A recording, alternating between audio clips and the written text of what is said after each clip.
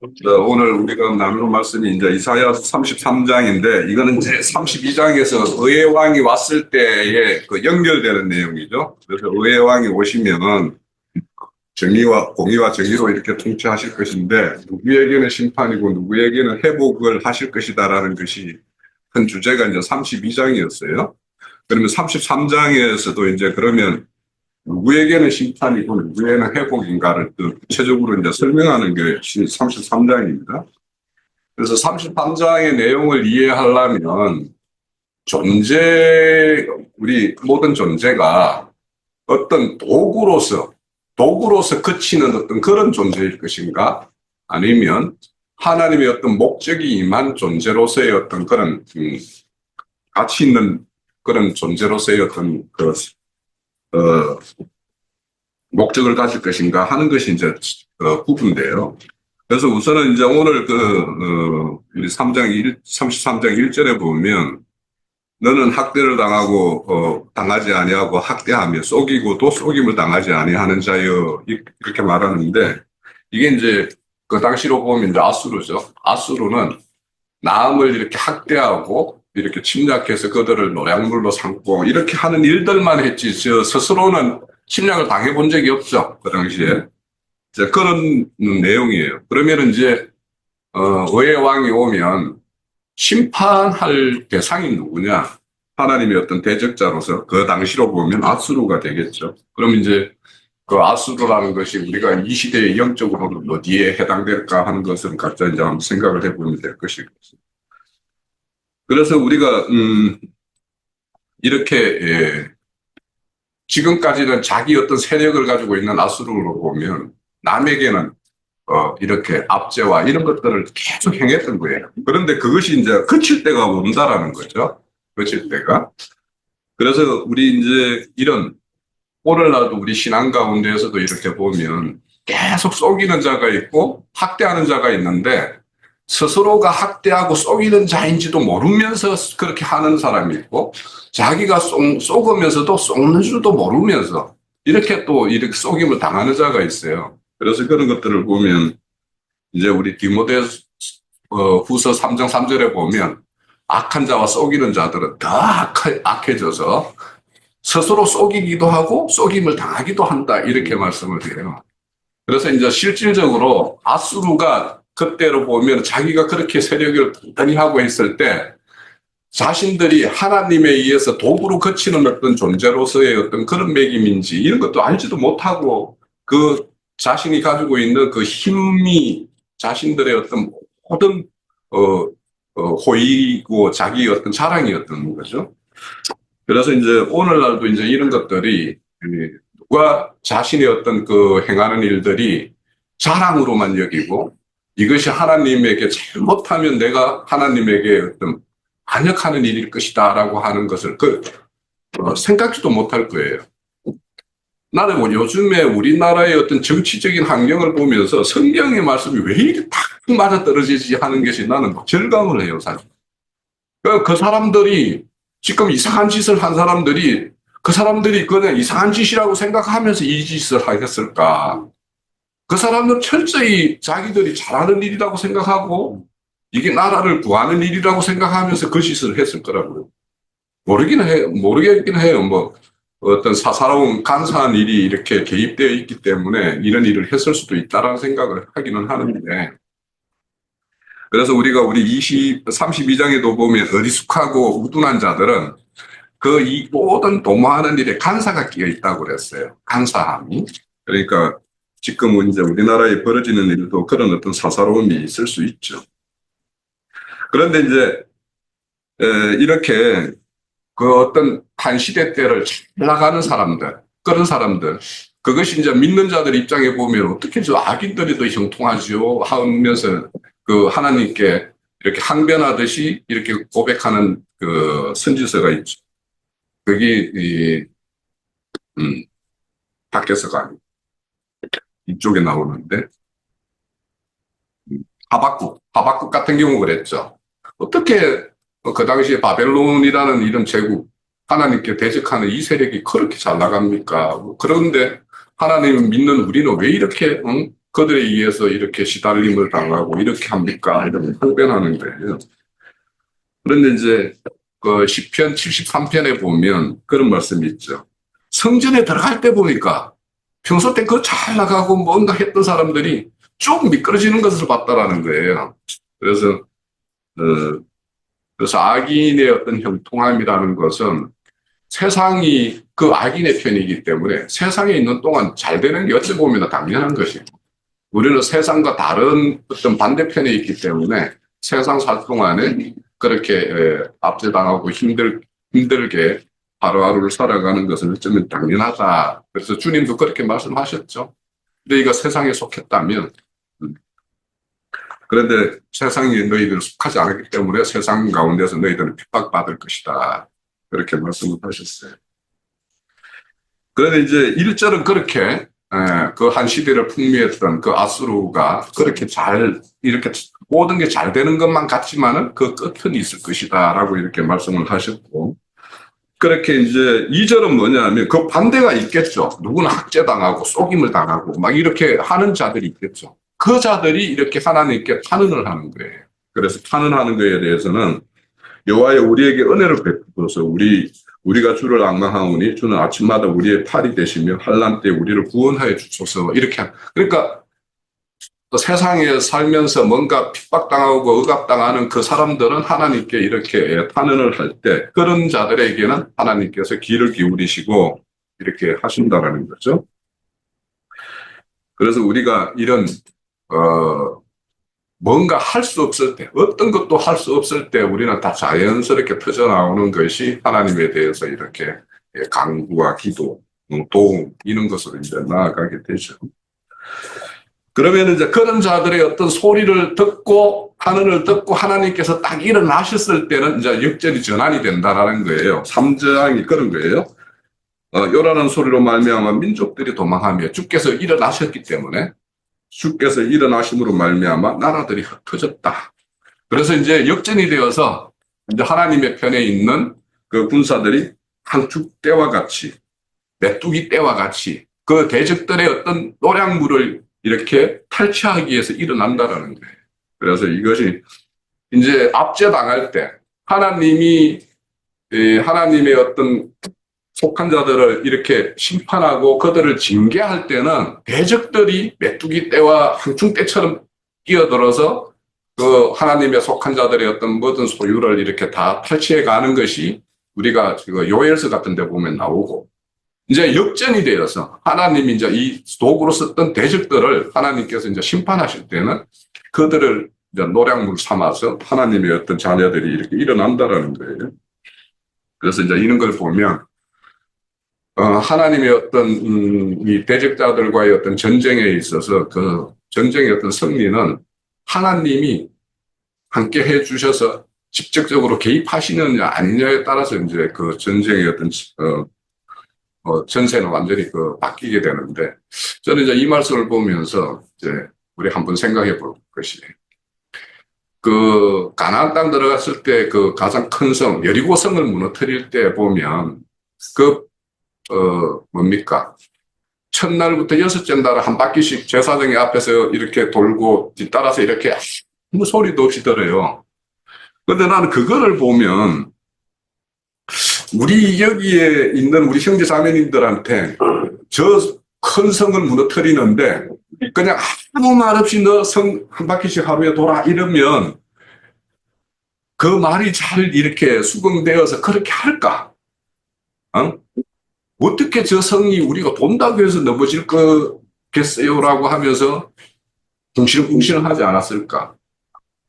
근데 그때 보면 지시할 때 아무 말 없이 하라는 거거든요. 그러니까 그런 것들을 보면, 그러면 이제 6일 날 하루 이틀 정도는 하는데 3일 정도 가면은 이거 계속 해야 돼 말아야 돼 이런 어떤 회의감이 없었겠어요, 인간적인 생각을 하면. 그런데 6일을 그렇게 돌았어요. 그리고 7일째는 하루에 7바퀴를 돌고 마지막에 이제 모두가 제사장들이 앞에서 부는 그 양각 나팔 소리에 맞춰서 함성을 질러서 여리고성이 무너졌다고 그래요.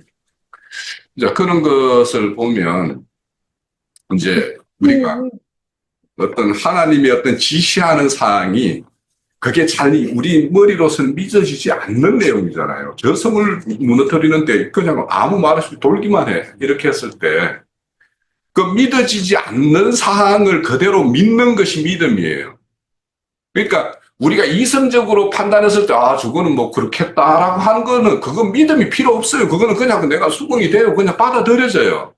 그런데, 아, 저기 된다고? 저기 가능하다고? 라고 할 때 그때 발동되어야 되는 것이 믿음이에요. 그리고 믿음이 이렇게 딱 들어오면 그다음부터는 말없이 순종하는 것이 이렇게 하루에 한 바퀴씩 돌아, 마지막 날 일곱 바퀴 돌아 하는 것이 따라야 돼요. 그러니까 믿음과 순종이라는 것이 한꺼번에 이렇게 이루어졌을 때 그 여리고성이 무너지는 것이지, 밑사오니 하면서 아무것도 그 실질적으로 돌지 않으면 성 안 무너지는 거예요. 그러니까 믿음 없이 또 그냥 돌기만 한다고 해서 그러면 그 성이 무너지겠는가. 그래서 우리가 이 뭔가 하나님의 어떤 일이 이루어지는 데에는 믿는 것과 믿음에 따른 어떤 순종이라는 것이 이렇게 하나가 딱 되었을 때 그 하나님의 어떤 거대한 일이 이루어지는 것이지, 그냥 알고만 있고 그냥 뭐 이해만 하고 있고 이렇게 해서 하나님의 일이 이루어지겠는가 하는 걸 한번 이렇게 생각을 하게 돼요. 그리고 이제 5절에 보면은 여호와께서 지극히 존귀하시니 그 높은 곳에 거하심으로 정의와 공의가 시온에 이제 충만하다라고 하는데, 이제 우리가 여기에서 존귀한 자와 또 우둔하고 어리석은 자 이런 것들은 우리가 32장에서도 충분히 봤어요.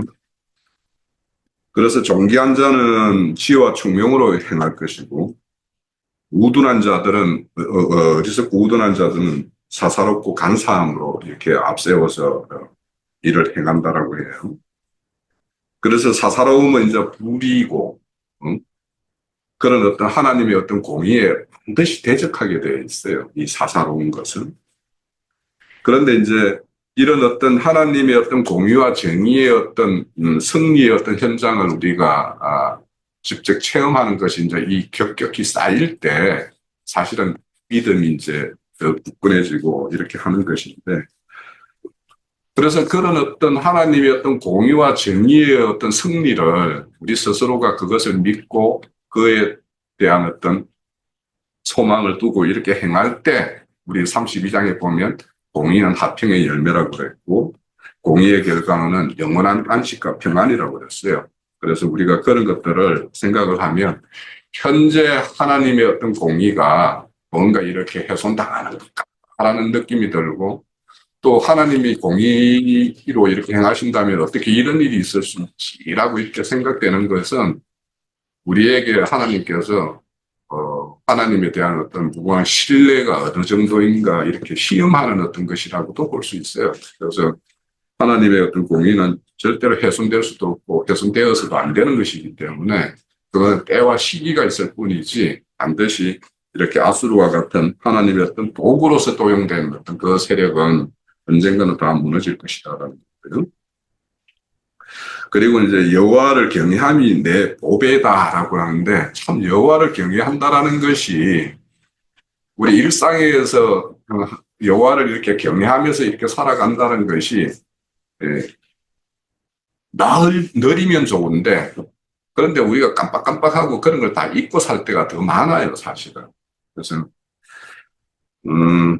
결국에는 하나님의 어떤 보배라는 것은 결국에는 이제 우리 그 서신서에 이렇게 보면 예수 안에는 생명의 빛이 있다고 그랬어요. 그러면 그 어떤 빛을 발견한 자, 그걸 발견하게 하시는 분이 누구냐면 우리와 함께 하시는 성령님이거든요. 그러니까 우리 안에 질그릇의 보배를 가졌으니 할 때 그거는 우리 어떤 연약한 육체 가운데 거룩하신 하나님의 영이 우리에게 함께 하심으로 그 예수 안에 있는 그 생명의 빛을 보게 하고 예수를 통해서 하나님의 어떤 영광의 빛을 보게 하는 것, 이것을 우리가 봤을 때 실질적으로 우리와 함께하는 그 성령님의 어떤 보배인 것이지, 그걸 이제 예수를 통해서 그런 걸 못 보니까 뭐냐 하면 유대인들, 그 당시 종교 지도자들은 그냥 늘 했던 종교 행석으로 이렇게 나아가거든요. 그래서 우리가 뭐 최근에 이제 그런 여러 모습들을 보면서 하나님을 알기를 어떻게 하는가에 따라서 어떤 예배를 취하는가 이런 것도 알게 되고 또 참 예배라는 것은 우리가 이제 산제물로서 산제사를 드려야 된다고 그랬잖아요. 그러면 이제 오늘 우리 이 시간 끝나고 나면 산제물로서 산제사를 어떻게 드릴 것인가 우리가 그래서 거기에는 우리 스스로의 어떤 희생과 뭔가 이런 노력과 땀이 이렇게 필요한데 그런 것들을 어떻게 실질적으로 이제 한 해가 진짜 점으로 가요. 그러면 내년 한 해 25년을 맞을 때 25년을 우리 교회가 어떤 걸로 이렇게 행할 것인가. 지금처럼 이렇게 날 모여서 이렇게 하는 어떤 이것만 하고 이렇게 또 한 해를 그냥 갈 것인가. 내년 25년은 어떤 계획과 설계를 가지고 주님과 함께 이렇게 실질적인 뭔가 이런 열매를 보는 어떤 그런 것을 도모할 것인가 이런 것들을 한번 생각해 볼 필요가 있다는 생각이 들어요. 자, 그래서 이제 아수르에 대해서 이렇게 하나님께서 이렇게 경고하시고 그런 어떤 심판을 행하실 것과 하나님의 어떤 종기에 이렇게 거처로 삼는 그런 자들에게는 어떻게 하나님께서 이렇게 평안과 안식으로 뭐 이렇게 풍성으로 해주실 건가 하는 것들이 이제 1절에서 6절까지 어떤 내용이었어요. 이제 7절부터는 실질적으로 하나님의 어떤 심판이 행해지면 어떤 일이 있을 것인가 하는 것들이 이제 드러나는데 7절에 보면 이제 보라 용사들이 밖에서 부르짖으며 평화의 사신들이 섞이고 그러니까 하나님께 이렇게 뭔가 새로운 어떤 평화를 이렇게 청하는 자 이런 자들이 있지만 때가 있다라는 거예요. 그러니까 여기도 보면 그런데 그 평화의 어떤 사신들이 와서 곡하고 이렇게 하지만 그 평화에 이미 깨져버렸기 때문에 그래서 대로가 항폐하며 행인이 끊어지고 대적의 조약이 파하여 성읍이 멸을하시며 사람이 생각지 아니하며 그러니까 그들을 이제 사람으로 취급도 안 하는 거예요. 짐승 취급을 해버리는 거예요. 땅이 슬퍼하며 세잔하며 레바논은 부끄러워 마르고 샤론은 사막과 같이 되고 바산과 갈멜은 나뭇잎이 떨어진다라고 하는데 그 어떤 심판이 행해지면 그 레바논의 백향목이라는 건 하나의 자랑이었죠. 그 시대 거기는 또 샤론은 평야예요. 그래서 우리 아가서에 보면은 사론의 수수나 뭐 골짜기에 백합화 해가지고 술람비를 자신을 그렇게 그 샤론의 어떤 그 들꽃들로 이렇게 비유를 하고 있어요. 그만큼 거기는 이게 평야를 이루고 있고 모든 것이 이렇게 아름답게 이렇게 조성되어 있는 어떤 그 어떤 세계를 이렇게 상징을 하고 있고 바산과 갈멜 같은 경우는 이런 목적지로서 아주 좋은 어떤 그래서 바산의 암소들 이렇게 이야기하고 있죠. 그래서 거기는 양질의 어떤 밀과 아주 좋은 어떤 목축지가 있기 때문에 그런 풍성을 이루는 어떤 세계를 상징하는 것이 레바논, 샤론, 바산 이렇게 하는데 그런 것들이 다 항폐해져 가지고 이제 그것이 오히려 지금 자랑이 아니라 부끄러움이 될 어떤 그런 시대를 맞을 것이라는 것을 이제 말씀을 하고 있는 거예요. 그리고 이제 그들이 행하는 것들이 사람으로서 행하는 것이 아니라 짐승으로 행하는 것이기 때문에 하나님께서도 그들을 짐승으로 이렇게 취급을 하시는 그런 심판을 행하신다라는 것이 이제 이런 말씀이에요. 10절에 보면 여호와께서 이르시되 내가 이제 일어나며 내가 이제 나를 높이며 내가 이제 지극히 높아지리니 그러니까 하나님께서 그 지금까지는 아수르가 기고만장해서 그들이 하늘 높은 줄 모르고 그런 어떤 기세를 가지고 있었었는데 하나님께서 일어나서 그들을 모두 꺾음으로 인해 가지고 진정 높은 자가 누군가를 드러내시는 것이 이제 10절에서 말씀하고 있어요. 그러면서 너희들이 지금까지 그렇게 콧대 높게 행했지만 너희들의 실상이 뭐냐 하는 것이 11절이에요. 결을 잉태하고 집을 훼손함으로 너희 호흡이 불이 되어 너희를 삼킬 것이다. 여기에서 너희 하는 것은 직접적으로 역사적으로는 아수르예요. 그러면 아수르인데 오늘날 누군가를 압제하고 속이고 하는 자들을 생각해 보면 이제 거기에는 누가 해당될 수 있겠구나를 이제 각자가 이제 득치시켜 보면 돼요. 그러니까 그들이 지금 막 기세등등하게 했지만은 결국에는 결을 낳는 걸 잉태하고 집을 해산하는 거예요. 그러면 다 불에 살라질 것들이죠. 그러니까 흔적 없이 사라질 것들을 그렇게 이해해서 그들이 그렇게 했는데 이것이 이제 모든 인생들의 어떤 세상에서 거인이라고 하는 사람들의 어떤 실상이 이와 같더라. 우리가 잘 알잖아요. 우리나라의 어떤 거부라고 하는 사람들, 그 사람들의 어떤 마지막 결말을 보면 겨와 집에 지나지 않는 것을 우리가 알 수가 있어요. 그래서 그들에 대해서 온전히 불로 심판하면 햇돌 같겠고, 뭐, 불에 사르는 가시나무와 같을 거예요. 흔적도 없이 사라질 것이다. 그러니까 사람들은 당대에는 그들이 모든 사람들의 어떤 칭송을 받고 그들에게 뭐, 때로는 그 힘 앞에 아부도 하고 이렇게 하겠지만 어떤 하나님의 공의와 정의의 어떤 세계가 이렇게 하나님이 일어나서 다 심판을 행하시면 흔적도 없이 사라질 거예요. 지금도 우리나라 역사의 어떤 그 모습도 그렇게 될 거예요. 아마. 나 되게 기대를 하고 있고, 이번에 이는 우리나라의 어떤 그런 상황은 우리나라 정치 지형을 근본적으로 아마 바꿔놓을 것이라는 생각이 들어서 어째 보면 잘 지혜롭게만 이 위기를 넘기면 우리나라가 새로운 어떤 토대에 올라갈 수도 있고, 그러니까 그 우리나라의 어떤 기득권 세력들, 우리나라를 자주우지하던 자들의 어떤 모습들, 숨겨져 있는 모습들, 드러나 있지 않은 것들을 모든 국민이 다 보고 있어요, 지금. 그래서 이런 것들이 어떻게 변화할 것인가 하는 것도 이제, 예. 그래서 그들이 보면 저거가 스스로 불이 돼가지고 스스로 불 지르고 있는 거 우리가 보잖아요. 그죠? 예. 그래. 예.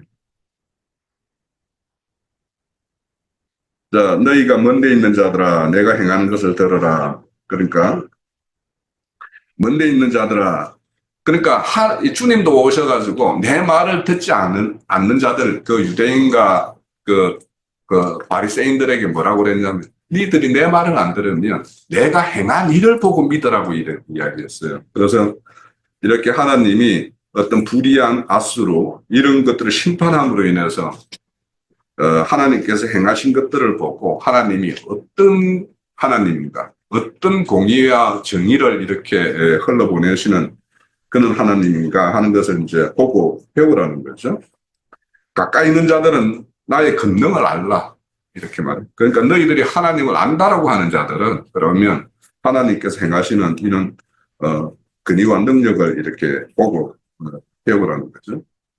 시온의 죄인들을 두려워하게 경건하지 아니하는 자를 떨며 이르기를 우리 중에 누가 삼키는 불과 함께 거하겠으며 우리 중에 누가 그러니까 이런 것들을 보면 하나님의 어떤 공의와 정의를 행하는 것들을 진정 본 자들은 여기 있다가 내가 불사름을 당하겠네 하고 나올 수밖에 없다라는 거예요.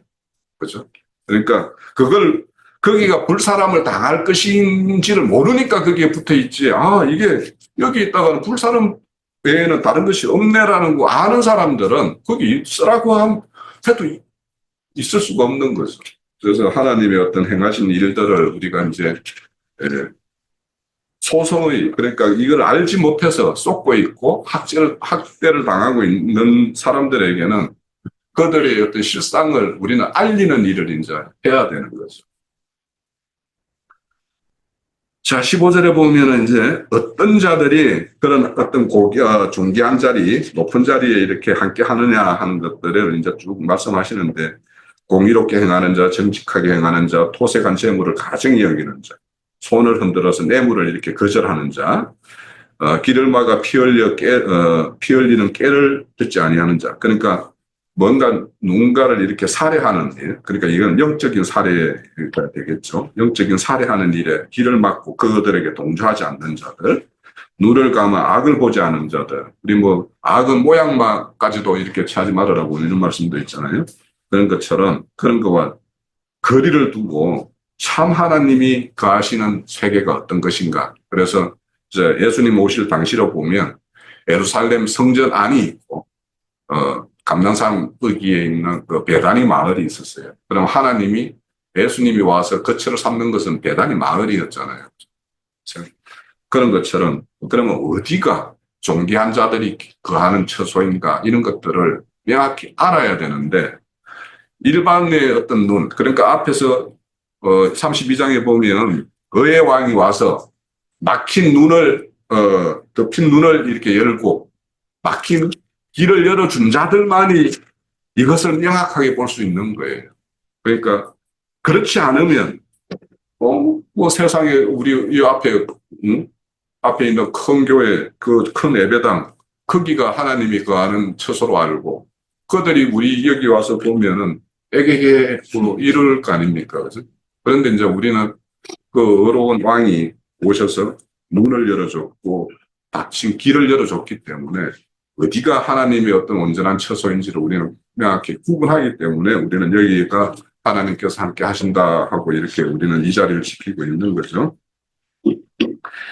자, 17절입니다. 내 눈에 왕을 아름다운 가운데 보며 강하는 땅에 눈을 보겠고. 그래서 왕이 와서 눈을 열어주고 길을 열어주는 자들은 하나님의 세계, 그리스도의 세계의 그 강함을 보고 있는 거예요. 우리가 공간적으로는 여기 앞에 저 건물 보고는 비교도 안 되지만 우리 마음속에 그리고 있는 그 영적인 세계, 그리스도의 세계, 그 어떤 영광됨 이런 것들을 우리는 명확하게 보고 있기 때문에 그죠?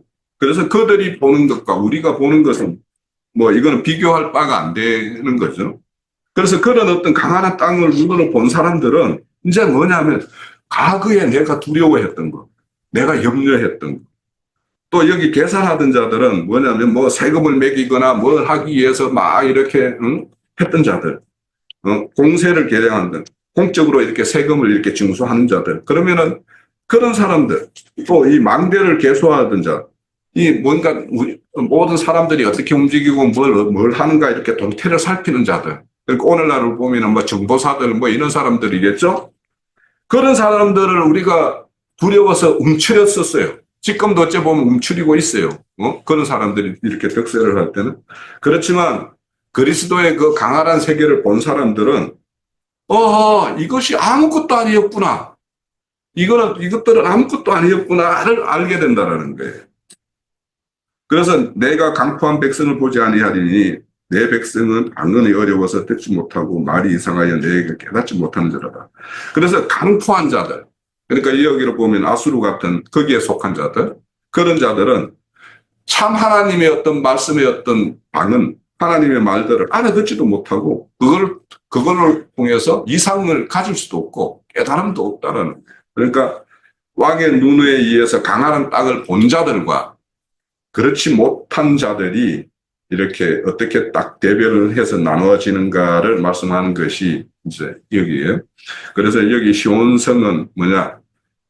하나님께서 이미 어려운 왕이 오셔서 회복할 자들, 회복에 이르는 자들은 이렇게 과거의 자신들을 이렇게 압제하고 또 뭔가 이렇게 핍박하고 뭐 이렇게 징수하고 이런 것들로 막 이렇게 했던 사람들, 그런 사람들의 어떤 존재성을 이렇게 그들이 진짜 메뚜기와 같이 민물에 지나지 않는구나 이런 것을 이제 알게 된다라는 거예요. 그런데 여전히 이제 그런 것을 알지 못하는 자들은 여전히 그들에 의해서 쏟고 압제를 당하고 있는 거죠. 자, 이거는 이제 우리가 예를 들면 이런 거예요. 우리가 참 그리스도를 알지 못할 때와 참 그리스도를 알았을 때에 우리가 과거에 뭐 이렇게 교회 생활할 때 아침 뭐 새벽 기도회 나가고 뭔가 또 거기에서 봉사한다고 저도 새벽 4시에 예배를 위해서 4시에 일어나서 차량 운행도 막 해보고 저도 해봤어요.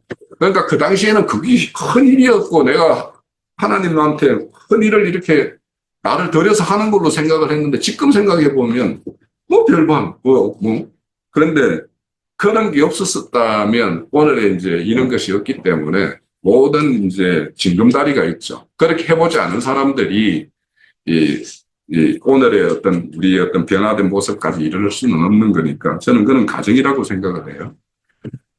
더 쉬운 예를 보면은 우리 어릴 때 딱지치기 하면 딱지 많이 따는 사람 왕이었어요. 그죠? 근데 이게 나이 들고 나서 보면은 그 딱지 치는 애들 보면 저거 말하고. 그런데 그들은 엄청 진지하잖아요. 그러니까 똑같아요. 그러니까 우리가 그리스도의 세계를 알게 되면 세상에서 내가 뭔가 건세를 잡고 출세를 하고 막 이런 것들에 우리가 매몰되어서 그렇게 살았던 인생들이 참,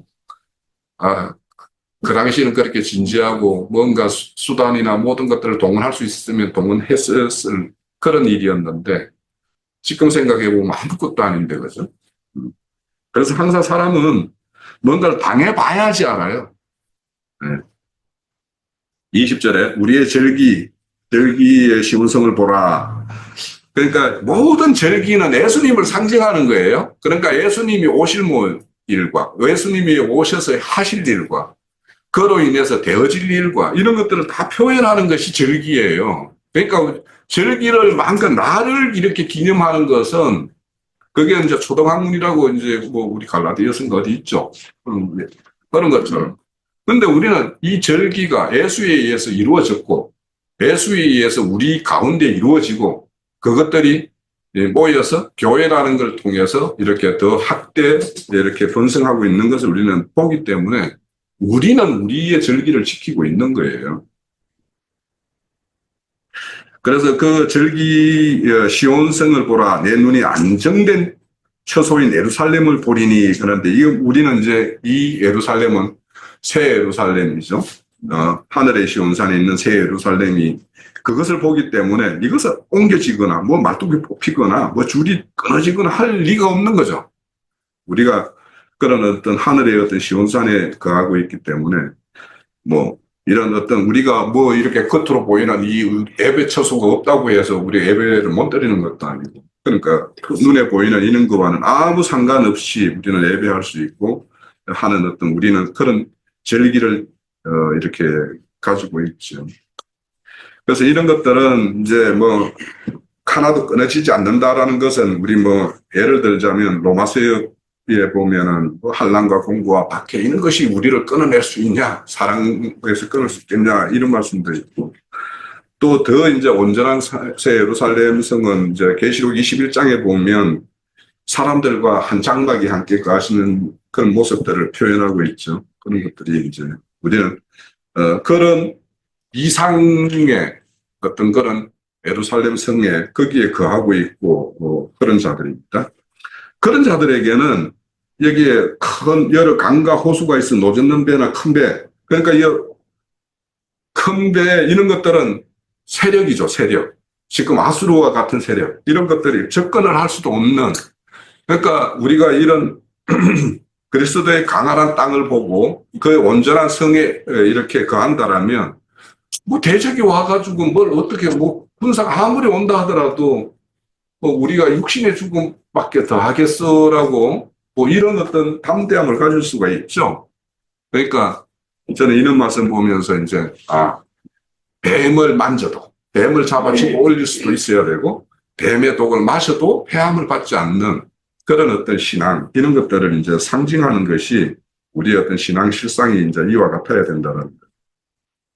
자, 22절 제자 여호와는 우리의 제사장이요 여호와는 우리의 율법을 세우시며 여호와는 우리의 왕이요 그가 우리를 구원하실 것이다. 그래서 의의 왕께서 오셔가지고 이렇게 행하실 것인데 우리에게 율법은 성령과 생명과 성령의 법이라는 것을 우리는 다 알고 있고 그래서 모든 것이 제가 이제 최근에 라이프 스타디 자료를 보면서 참 여러 말들을 막 이렇게 풀어놨는데 그것 모든 것이 그냥 생명이 자라면 자연스럽게 되어질 일들을 막 여러 말들로 이렇게 풀어놓은 것을 내가 보면 봐요. 그래서 참 그러니까 그런 어떤 이상이 이렇게 정립이 안 돼 있는 자들에게는 참 이 말 저 말로 이제 설명을 할 수밖에 없는 그런 한계도 있겠다라는 생각도 들면서도 이제 그런 주구장창한 말들이 이렇게 설파되어 있는 것들을 보면서 참 이런 것들이 정리가 안 되어 있으면 그런 말들마다 이게 뭐 되게 혼란스러울 수도 있겠구나라는 그런 생각을 하면서 이제 제 나름대로는 이제 정리된 거를 이렇게 답변으로 이렇게 들으면서 이렇게 교제를 하고 있는데 그렇습니다. 자, 23절 24절 볼게요. 내 돛대에 줄을 풀렸으니 돛대 밑이 튼튼하지 못하고 돛을 달지 못하리니 돛을 달 필요가 없다라는 거예요. 이제 너희들이 뭔가 필요한 물자를 얻기 위해서 뭔가 돛을 달아가지고 배를 띄워서 뭔가를 찾아서 막 이렇게 필요한 물자를 이렇게 얻기 위해서 나갈 필요가 없다라는 거예요. 왜냐? 그리스도 그 세계 안에는 모든 필요와 부족이 없기 때문에 거기에서 모든 것이 스스로 이렇게 그리스도에 의해서 이렇게 충만하게 이렇게 공급되기 때문에 그래서 거기에는 전원자도 그래서 우리 그 38년 안전뱅이가 물이 동하면 들어가려고 하지만 항상 그거는 못 들어갔죠. 그런 자도 없다라는 거예요. 그들에게도 다 공급이 되어지는 그런 세계가 될 것이라고 해요. 거기에는 병든 자도 없고 제약으로 고통당하는 자도.